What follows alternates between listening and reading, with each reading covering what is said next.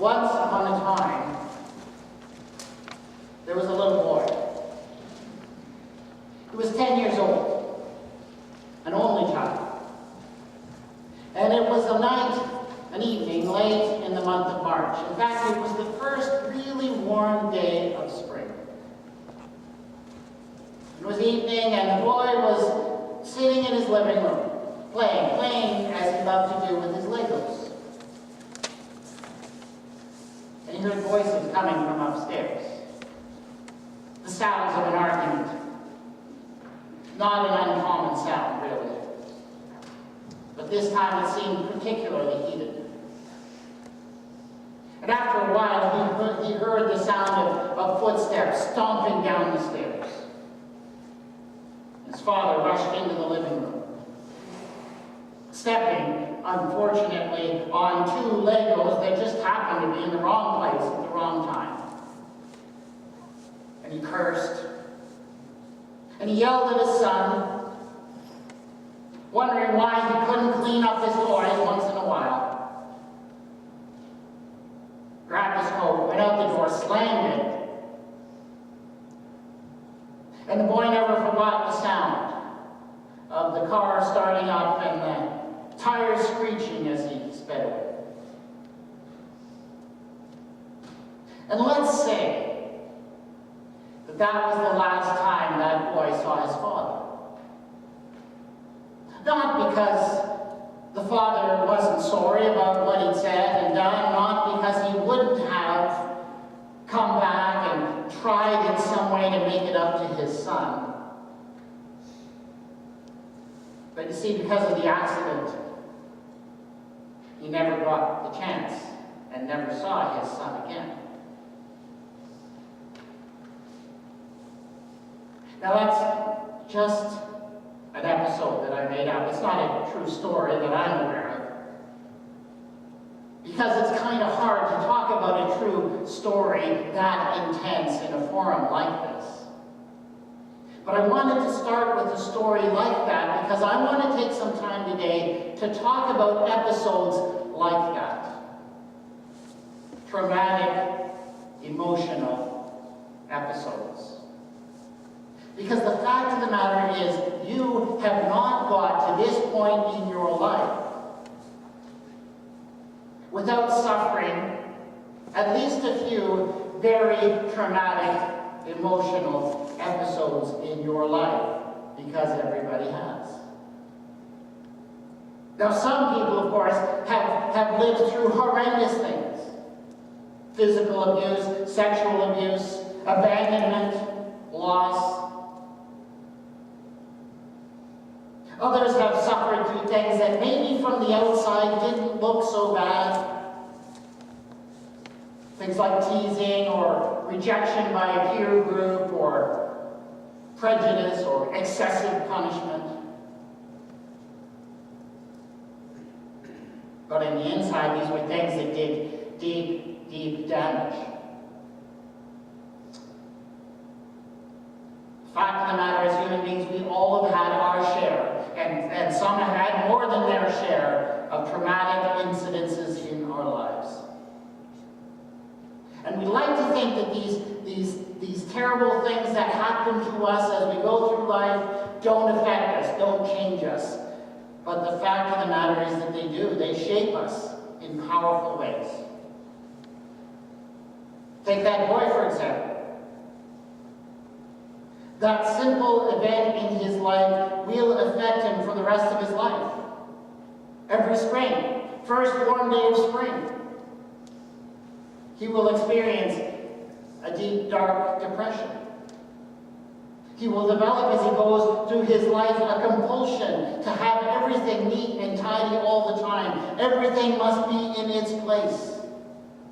And if ever anything is out of its place, he will be overcome by a sense of panic and fear that his world is about to fall apart.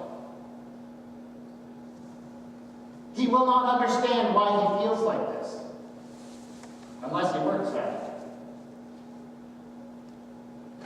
But little things, a warm spring day, The sound of squealing tires will suddenly just take him back emotionally to where he was on that evening when he was 10 years old. But even more important than that boy will come to believe certain things about himself, about God, about the world, and other people because of those events. False things. He will grow up, perhaps, to believe that he is unloved and unlovable. He may grow up to believe that whoever he loves is bound to leave him sooner or later, and that he had better not trust that person. And he will also grow up to believe deep inside that when things go wrong, it's his fault, always his fault. And he will carry around with him a load of guilt that will cause high blood pressure and an ulcer and an eating disorder. These things will have huge effects on his whole life. Neurologists, scientists who study the brain, have identified 3 distinct kinds of memory that can be stored in the human brain. There are ways for us as human beings to store what is called implicit memories and semantic memories and episodic memories. Implicit memories are memories that you develop when you learn a skill. Most often, implicit memories are developed through repetition. So, for example, if you learn to touch type, and you practice, eventually you get to the point where you no longer have to think about where you're putting your fingers. It's like your fingers know what to do all by themselves. That's because you've developed an implicit memory. You know how to do things, you don't have to think about it. Very common kind of memory. The second kind of memory is called semantic memory.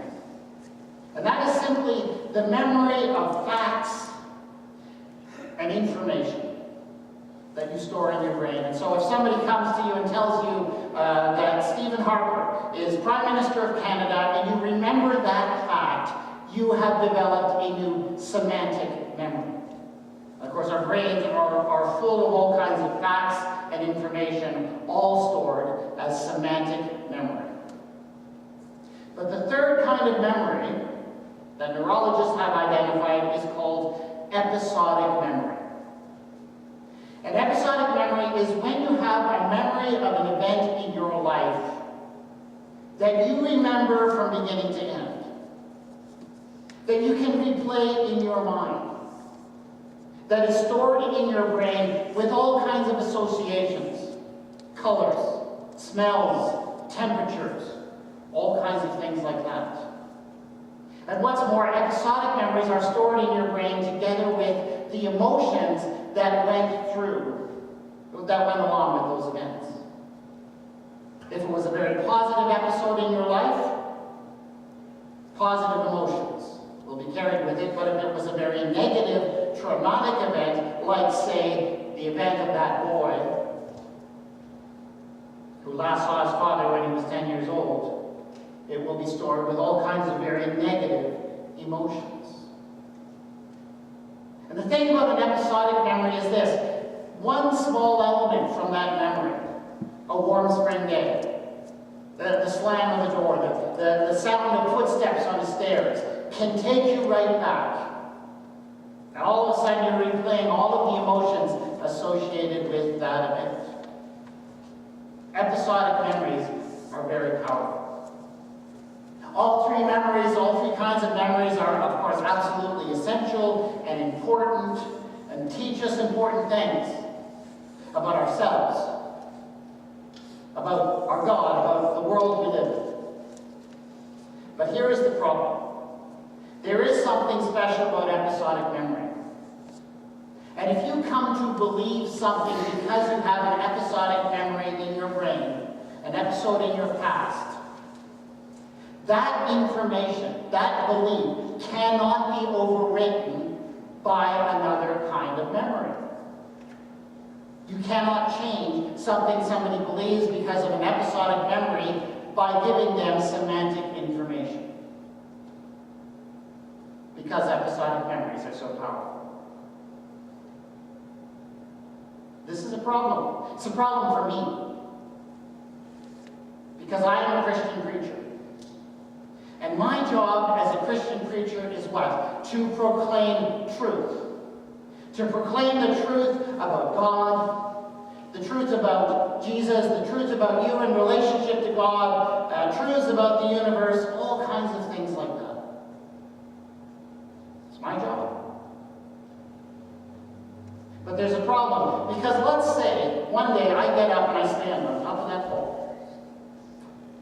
And I proclaim the truth. And the truth I proclaim to you is this: God loves you.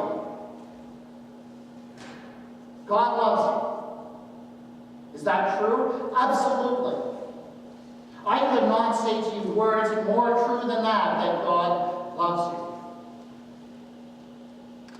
But if I proclaim that to you as so much information, as so many facts, there's a problem. If you have some episode in your life, some episodic memory that tells you for whatever reason that you are unlovable.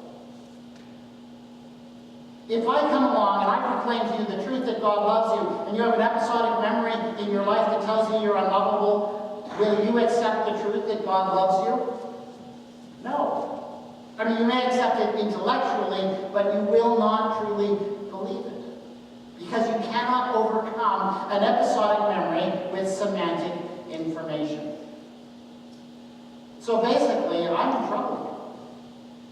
I could preach the truth until I'm blue in the face, but so long as there are episodic memories out there that are saying something different, it will change nothing. That's the problem with Christian preaching. When I think about it, it's the problem that I have with that sermon, the sermon of Jesus that we read this morning from the Gospel of Matthew.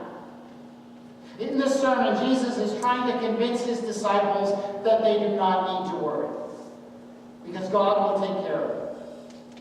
And so Jesus speaks to his disciples, and he speaks so eloquently, so beautifully about how they don't need to worry. And he tells them the absolute truth, that God will take care of them.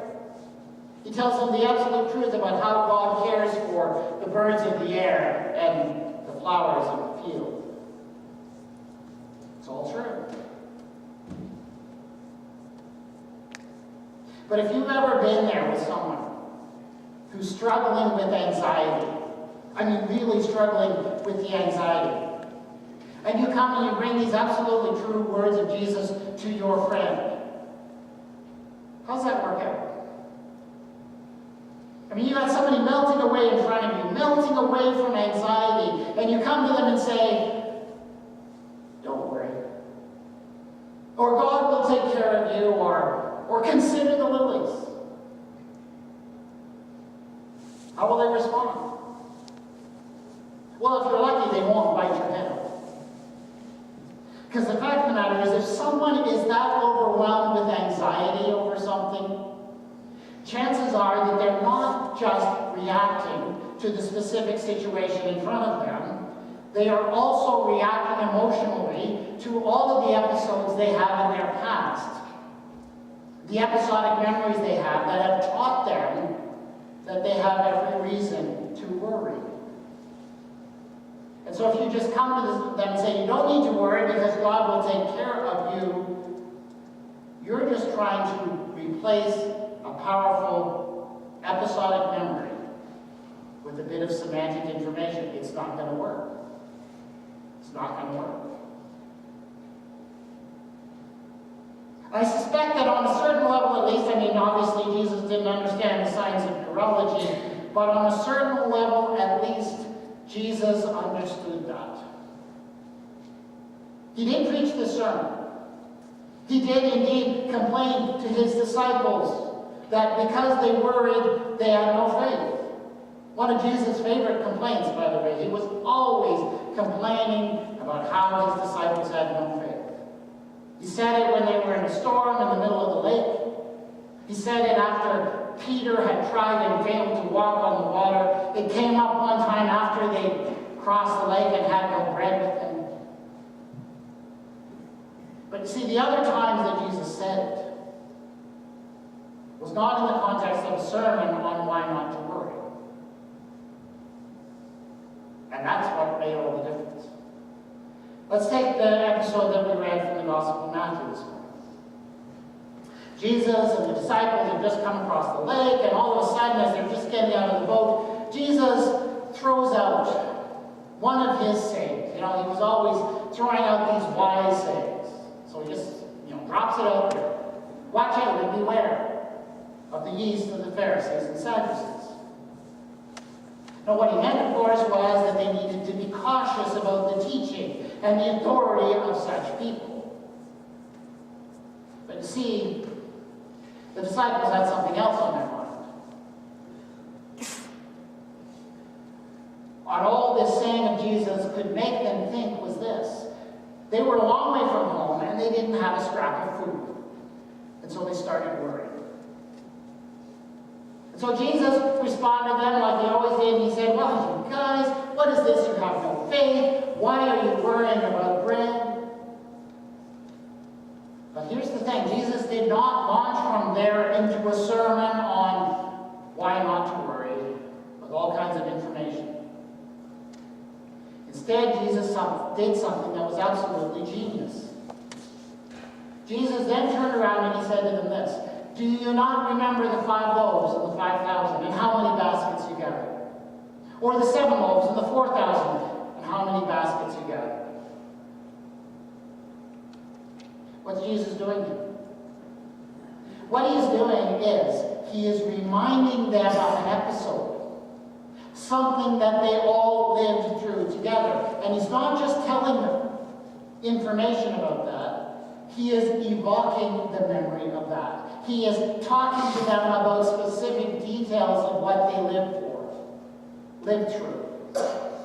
Essentially what he's doing there is this. Don't you remember what it was like? You were out there in the wilderness. There was 4,000 of us. We only had a little bit of food. And God took care of us. Don't you remember the details? How much bread there was, how many crumbs were left over. He's trying to create in their mind, and you can do this by going back and remembering specific events. He's trying to create an episodic memory of those events. Why? Because that episodic memory will teach them that God will take care of them in a way that no amount of semantic information ever could. He's trying to get that truth across them in a way that will stand up over time. He understands that if they worry about things like bread, it's probably because they have episodes in their past that they carry with them that taught them that they have every reason to worry. And so he's trying to create another episodic memory, a better episodic memory that overturns that negative episodic memory. That's how it works. That's how real changes in what we believe can happen. And that's what I think we need to be doing in the life of the church. Because all the sermons in the world about God, about Jesus, about the nature of God, true as they are, as beautiful and eloquent as they are, will not change us until we start working on the memories that we carry with us. We begin to remember not just the negative episodes in our lives that taught us false things, but also the positive episodes in our lives that taught us the truth about God. We need to look back with different eyes. And also as we move forward as a church together, we need to move forward in faith. And as we do that, we will create new episodes that we can carry with us that will teach us about God's love and care for us. how it works. And that's what we're going to be working through together during this season of Lent here at St. Andrews. I will be preaching. I will be bringing sermons. I will be laying some truths out there for you, but I am not going to expect that those truths alone are going to do it. And we're going to talk about the memories we carry with us. We're going to gain new perspective on them. We're going to create new episodes that teach us truths that will last and stand the test. There is hope. There is possibility for change. That's God's grace to us. And we need to make use of things like that imagination and that memory that He gives us to find that way forward. Will you take a few moments now in silence?